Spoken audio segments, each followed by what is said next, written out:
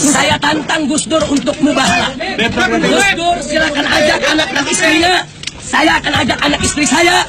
Kita bersumpah di hadapan Allah. Siapa yang benar diberkahi Allah. Dan siapa yang salah di antara kita dikutuk, dilaknat dan mati dalam keadaan hina. Jadi saya tantang Gus Dur untuk mubahalah. Ayo. Kalau memang Gus Dur berani merasa dirinya benar, mari kita mubahalah.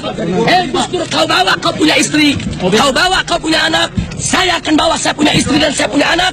Buktikan di hadapan Allah untuk kita saling bersumpah. Saya tantang Gus Dur untuk mubahalah. Kalau Gus Dur benar dengan pembelaannya terhadap Ahmadiyah, saya dan keluarga yang dikutuk oleh Allah mati dalam keadaan hina. Tapi kalau saya yang benar, yaitu ingin membubarkan Ahmadiyah, maka Gus Dur, istri dan anak akan dikutuk oleh Allah dan mati dalam keadaan hina. Nah, saya setuju tentang tadi antara Sayyiduna wa Maulana Abdurrahman Wahid dan Rizik Syihab.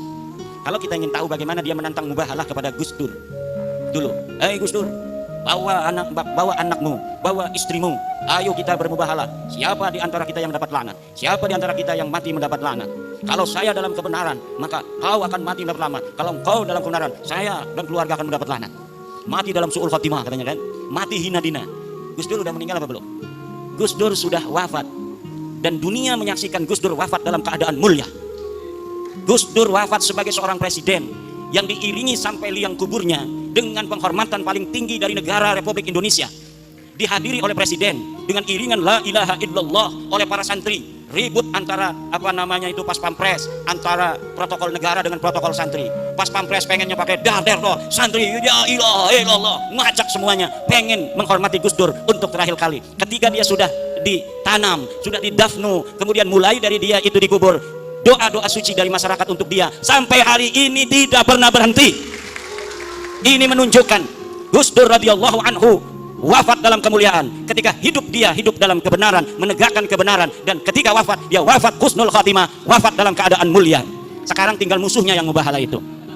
Kita akan saksikan yang berani bermubahalah dengan Gus Dur itu bagaimana akhir hidupnya, dan hari ini alamannya sudah mulai nampak.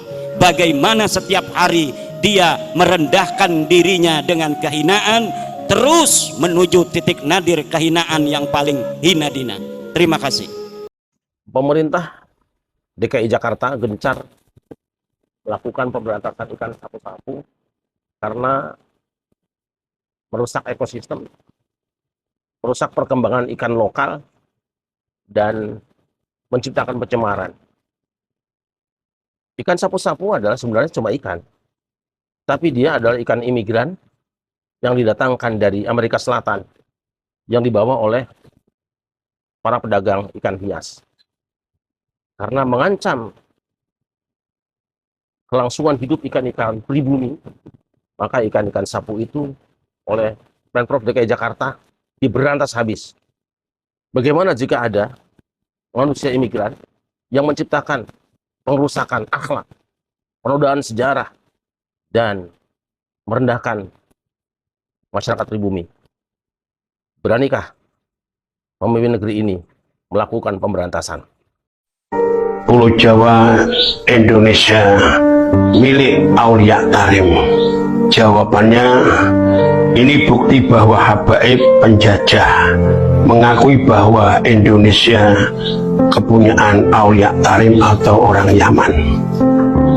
Sekarang sudah jelas apa belum bahwa kaum Ba'alawi atau habaib tujuan utamanya merebut negara kita Indonesia yang kita cintai. Juga dengan perbuatan liciknya mereka merubah makam, membuat makam palsu, merubah sejarah bangsa Indonesia, bahkan merubah sejarah NU dan Thariqah. Kalau ada sekarang keturunan imigran Yaman yang merasa lebih mulia dibandingkan bangsa Indonesia, pulang saja kalian ke Yaman. Di Yaman lebih butuh kalian dibandingkan di Indonesia. Jangan bawa perang Yaman ke Indonesia. Kalau kalian mau pulang ke negeri kalian di Yaman, alhamdulillah kami senang sekali. TV Al-Waha, Hot Inspiration.